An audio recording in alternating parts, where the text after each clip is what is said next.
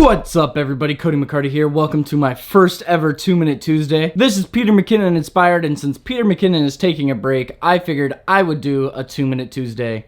Let's cue the intro.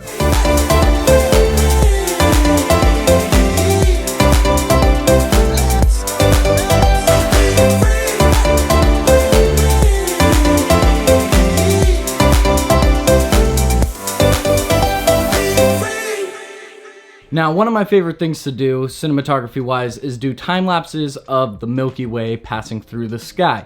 So, for today's 2-Minute Tuesday, we're going to put 2 minutes on the clock, and we're going to talk about gear you need, best settings, and best time of the month to go and shoot those beautiful astro photos. Now, let's get started. First things first, you're going to need a camera. This camera needs to be able to have its shutter open for extended periods of time, usually between 20 and 30 seconds. The next big factor is going to be sensor size. This sensor is a full frame sensor. This is going to capture as much light and detail as you need to be able to capture the Milky Way. This is the ideal camera. You want a full frame camera. You can, however, capture the Milky Way with smaller sensors such as APS-C and even micro four thirds. So the next factor is, and it's the most important factor, is what lens are you going to use? For lenses, you want something that opens up to 2.8 or lower. This is called the aperture number. This is the aperture.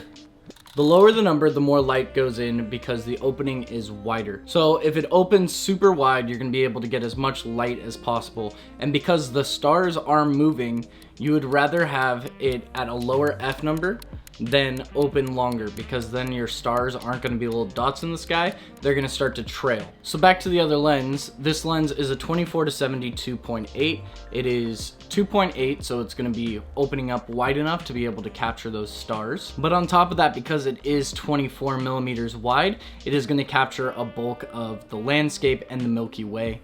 But you really want to try and go as wide as possible. That is full frame 24 millimeters. One thing you need to know is, depending on your camera, there is a crop factor. So there's different focal ranges that are equivalent to a full frame camera on smaller sensors. This is an 8 to 18 millimeter, and you would think, okay, 8 millimeters is really wide, but this is a micro four thirds lens, so essentially double that number, and it's a 16 millimeter 2.8. This lens is broken, however, so we're not going to use this lens. Now that we're done talking about cameras and lenses, let's talk about settings. Once again, you want that aperture, that F number, as low as possible. 2.8 is kind of like the golden area because your stars won't end up being really soft, they'll be really sharp. The other thing is you want to have your ISO between 3200 and 6400. That way the sensor is adding a bunch of artificial light to it, but it's not adding too much artificial light that it gets too noisy. These settings are going to vary based off camera manufacturers. There's different qualities of glass, but we're not going to go into that too much because I only have 2 minutes. Now you're going to have your shutter speed open between 20 and 30 seconds. If you are on a micro four thirds camera, you're definitely going to want to be closer to that 30-second mark. If you're on a full frame camera, you can get away with the 20-second mark. My golden spot is 25 seconds. You want to make sure you set your lens to infinity for focusing. That way the stars are nice, sharp, and in focus. I can't tell you how many times I have forgotten to set my lenses focal range to infinity, and I ended up getting a very blurry time lapse. Now the next thing you're going to need is some kind of intervalometer or a built-in application on your camera body to be able to time the photos. Otherwise you're going to be click every like 30 seconds, and that's not going to work out. So my A7S Mark II has a built-in time-lapse application, but my A7 Mark III does not. Fortunately, I have my Edelkrone Surface 1 that has built-in time-lapse features and awesome settings that I can all control from my phone that adds motion to my time lapses. Now, these settings can be used for both time lapses and for just stills, but what I want to focus on is time lapses. So the intervals you really want to have is between 35 seconds.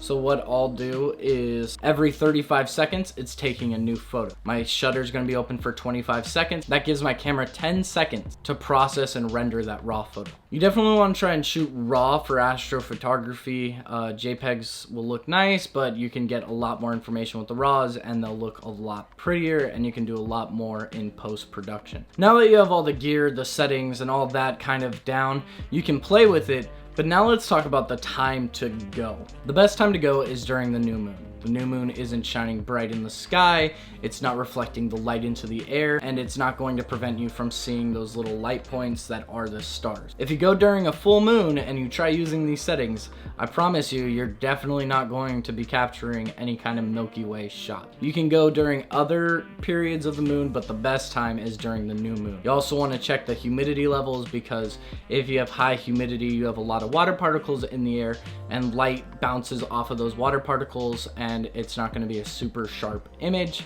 Now, the last and most important thing for trying to capture the Milky Way is where are you going to do it. You want to find the darkest sky with as little light pollution near you. Now, to find the darkest skies, I use a dark sky finder webpage, and it shows me the light pollution that I have to deal with and to avoid. The darkest skies near me in California are Joshua Tree and Death Valley. It gives you different colors and ratings for how much light pollution is there.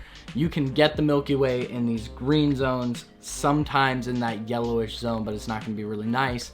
You really want to focus on the blue and the gray zones. So that's what you're looking for, is you're looking for the darkest sky, so that way you don't have light pollution preventing you from being able to see the stars. There you guys have it. How did I do? If you guys enjoyed this 2-Minute Tuesday, please give me a thumbs up. If you guys want to see more content, go ahead, hit that subscribe button.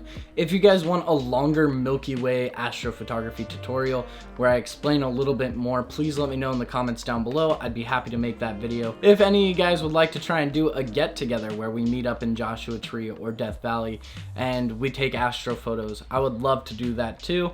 I would like to engage with this community and to be able to meet other content creators. Once again, thank you guys for watching my 2-Minute Tuesday. Peace out.